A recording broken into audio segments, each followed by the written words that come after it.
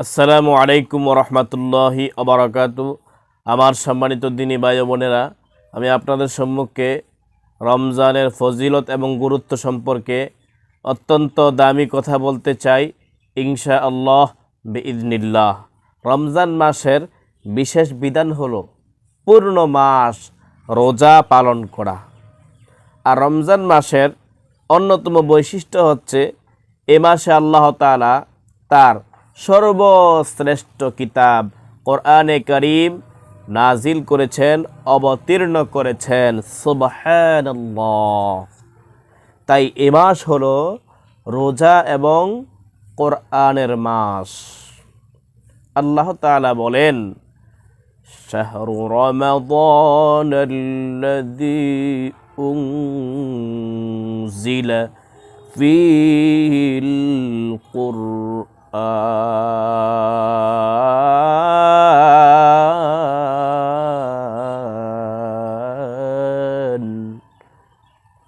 অর্থ, রমজান হলো সে মাস যাতে নাজিল হয়েছে কোরআন।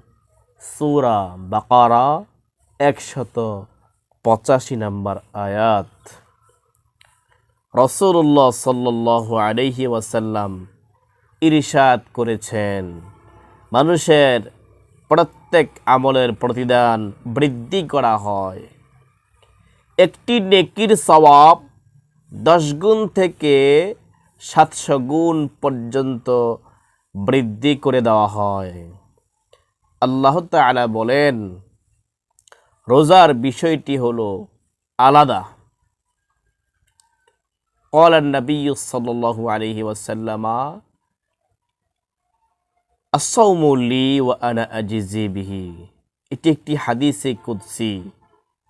আল্লাহ বলেন যে, কেননা তা একমাত্র আমার জন্য, এই রোজাটি হলো আমার জন্য এবং আমি নিজেই এই রোজার প্রতিদান দান করব। সুবহানাল্লাহ। বান্দা তো আমার জন্য নিজের প্রবৃত্তিকে নিয়ন্ত্রণ রাখে এবং পানাহার পরিত্যাগ করে। সহিহ মুসলিম 1151 নম্বর হাদিস।